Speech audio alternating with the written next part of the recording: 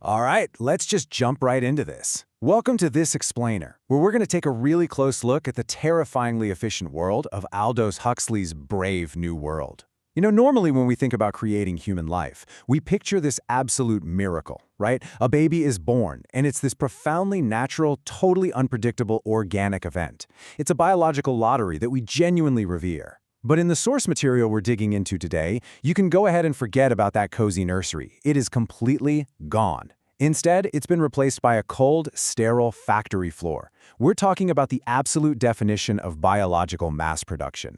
And instead of a slow, traditional world-building setup, we are plunged straight into the deeply cynical, purely economic logic of this world state. In this society, biology is totally subservient to industry. We're looking at a world where all that unpredictable messiness of humanity has simply been engineered right out and replaced by this frankly terrifying obsession with efficiency and stability. Just look at that quote. It perfectly captures how every single human impulse is meticulously calculated for one thing and one thing only: economic return. Section 1. The Human Assembly Line. So this entire planetary society operates on one simple but absolute motto: community, identity, stability. And the really crucial thing to understand here is that individual, organic, unpredictable growth is viewed as a direct, existential threat to that stability. So how does the state solve the problem of human unpredictability? Well, they literally build their citizens from scratch to perfectly fit the machine. And they pull this off using something called the Bokanowski process. Our sources detail this incredibly dark mechanism where human eggs are fertilized in a laboratory and then they're intentionally shocked with X-rays and alcohol. This completely arrests their normal development and forces the egg to bud and split over and over again. Now, the alpha and beta castes, they're the societal elites. They get left untouched so they can develop normally. But this stunting process, it is strictly and deliberately applied to the lower castes, the gammas, deltas, and epsilons. Which brings us to a genuinely horrifying number, 96. From just a single shocked egg, this process can create up to 96 identical twins. It instantly makes you think of what Henry Ford did for the automobile, right? Taking this complex, artisanal process and turning it into a hyper-standardized, interchangeable assembly line. But here, they're applying that exact same economic logic to actual human beings. Because think about it, 96 identical twins can seamlessly operate 96 identical factory machines. And this whole social mapping is strictly biological. The alphas and betas get normal biological development because they're meant to serve as leadership. But those lower castes we mentioned, the gammas, deltas, and epsilons, they are intentionally subjected to oxygen deprivation while they're still in their artificial bottles. This literally physically dwarfs them and causes intentional brain damage. They are engineering the physical hardware of human beings so they will perfectly and honestly, quite happily fit right into a lifetime of mindless manual labor. Section 2. Programming the Subconscious Mind. Okay, so you've perfectly engineered a physical body for factory work. But how do you prevent that person's mind from eventually rebelling or feeling frustrated? Basically, how do you stop a human from acting human? The answer is algorithmic cruelty. Imagine this. Nurses present toddlers with these beautiful picture books and bright flowers. But the second the babies naturally crawl towards them to play, the nurses throw a switch. Shrieking sirens go off, alarm bells ring, and they literally electrify the floor.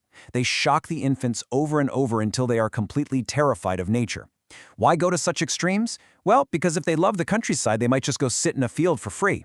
By making them terrified of nature, the state ensures they'll instead consume expensive transport and manufactured goods to play elaborate country sports. It forces every natural impulse directly into consumerism. And right alongside that physical conditioning, we get this core philosophy dictated by world controller Mustafa Mond.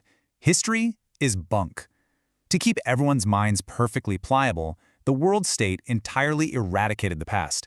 We're talking the pyramids, ancient Rome, the works of Shakespeare. Literally all books published before the year 15 of their Fortean era are totally suppressed. The logic here is simple, but devastating. If you don't know that things used to be different, you cannot possibly imagine that things could be better. They also have to make sure they eliminate any loyalty to anything other than the state. So, the biological family? Completely eradicated. Live birth, or what they call the viviparous threat, is considered outright pornographic smut. Even just saying the words mother and father is treated as an unspeakable obscenity.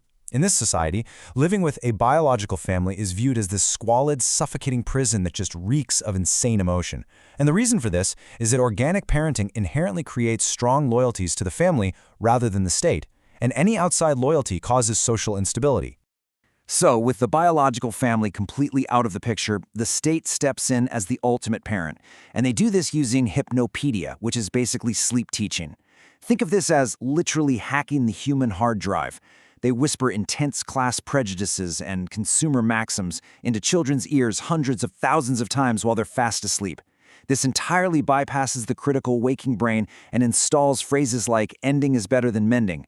Through sheer relentless repetition, these hypnotic words literally become the child's own inner voice. Section 3. Eradicating emotional friction. Now, to manage interpersonal relationships, the state has to make sure no one feels too deeply about anyone else. They do this by legally mandating and institutionalizing hookup culture. Which brings us to another foundational sleep-taught proverb: everyone belongs to everyone else. Believe it or not, monogamy is actually treated as a literal social offense here. Mustafa Mond uses this brilliant hydraulic analogy to explain the mechanics behind this. Think about it like water in a pipe. If you desire one specific person, and you have to wait for them, you build up pressure in your psychological pipe. That passion makes people unpredictable, and unpredictability causes social instability. By mandating absolute promiscuity and constant instant gratification, there is zero pressure buildup. The emotional waters just remain perfectly, safely shallow at all times. But human nature is remarkably resilient, right? So what happens when the conditioning inevitably slips and someone actually feels a hint of stress or sadness? Enter soma. Our sources describe this drug as the motor oil for societal friction. It's essentially a mandated chemical vacation. It provides all the euphoric benefits of Christianity and alcohol, but with absolutely no hangover. Their chilling little proverb is, "A gram is better than a dam." Citizens just pop a pill to instantly suppress even the slightest negative emotion. You literally never have to sit with a difficult thought. And if popping a pill isn't quite doing the trick, they mandate these bizarre group activities like the Solidarity Service. It sounds absolutely wild. It's basically like a corporate team-building retreat mixed with an underground nightclub. 12 people sit in a circle, drink this strawberry ice cream soma, and beat drums while singing hymns. They do this until they pseudo-religiously fuse into a single obedient entity in a ritual they call orgy-porgy. They forcibly merge individuals together just to stamp out any lingering sense of isolation. Section 4. Glitches in the Matrix. Of course, no engineered system is 100% foolproof. The anomalies inevitably pop up and break the perfect machinery of the world state. Take the stark contrast between those who fit in and those who just don't. On one side, we have Bernard Marx. He's an alpha plus, but he's physically stunted because of a rumor that alcohol was accidentally put into his blood surrogate before he was born. This physical defect creates a really miserable mental excess for him. He's hyper-aware, he feels isolated, and he actually craves silence. On the flip side is his date, Lenina Crown. She is the absolute perfect product of her conditioning. To her, wanting to be alone is borderline psychotic. Everything has to be useful to society, even death. In London, they routinely condition toddlers with chocolate at the death hospital so that the kids mechanically view dying as this trivial, everyday process.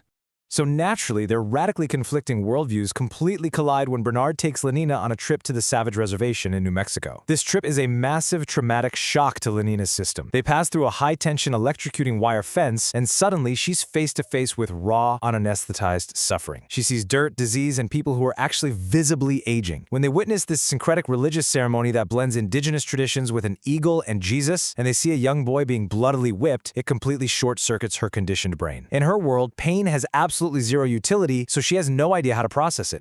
And it's on this reservation that they meet John the Savage. Bringing them together forms this incredible stark comparison in realities. Lenina filters absolutely everything through her shallow consumer conditioning. John, on the other hand, grew up as an outcast on the reservation with nothing but an old, mouse-eaten copy of Shakespeare's works. So he filters everything through the violent, highly passionate framework of Shakespearean drama. The really crucial takeaway here is that neither of them actually sees the real, raw world. John immediately projects Juliet onto Lenina and later uses Hamlet's rage to literally stab his mother's lover. They are both just looking through these heavy, artificial lenses installed in their youth.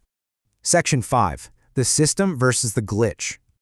Back in London, things heat up. The director of the hatchery threatens to exile Bernard to Iceland because of his antisocial behavior. So what is Bernard's brilliant solution?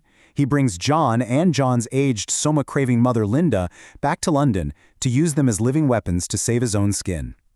It is a catastrophic collision of worlds, and the resulting confrontation is spectacular. Just picture the scene.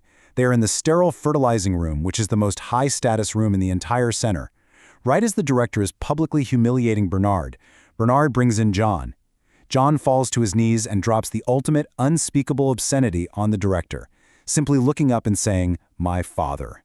Our sources describe how the workers literally drop their test tubes and just howl with hysterical laughter. The sheer taboo of biological fatherhood in this society utterly ruins the director on the spot. But it turns out Bernard's big rebellion is entirely superficial. It's completely a rebellion of ego. He immediately abandons all his former deep complaints about the system the second he can enjoy VIP parties and his newfound social status. Meanwhile, you have to look at the twisted ethics of how the state handles John's mother, Linda. Because she is bloated, aging, and completely unable to adapt to their shiny world, she is considered a massive social burden. So she is ethically euthanized for the quote-unquote social good by being placed on a permanent, fatal 20-gram-a-day soma holiday. They just let her trip out until her respiratory center simply paralyzes. It's literally euthanasia by endless pleasure. John the Savage, however, has a total psychological snap. He absolutely rejects this sanitized plastic reality. I mean, he physically vomits at the sight of identical Bakanovsky twins being mass-produced in a factory. He rejects their superficial multi-sensory movies called the feelies. And finally, he just flat-out refuses to be Bernard's little circus animal at elite dinner parties, choosing instead to lock his door and read Romeo and Juliet. John's complete physical and mental rejection of this world instantly deflates Bernard's popularity, sending Bernard crashing right back down to outcast status. Section 6. The True Cost of Comfort. To wrap up this explainer, we really need to look at the philosophical cost of maintaining this frictionless society.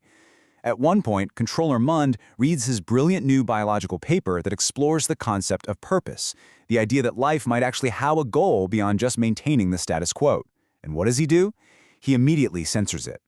The world state isn't just afraid of sadness, they are absolutely terrified of meaning. Because if people start seeking meaning, that whole shallow consumer assembly line collapses entirely. And this brings us to our final, really important takeaway. The world state literally chopped the tops off Christian crosses to form a T to honor Henry Ford's Model T. Consumerism and convenience became their actual religion. So we have to look at our own modern habits. As we're constantly scrolling for our next quick dopamine hit and upgrading our phones rather than repairing them, perfectly echoing ending is better than mending, are we quietly, voluntarily choosing the assembly line for ourselves? That is a truly terrifying question to leave you with. Thanks so much for joining me, and keep learning.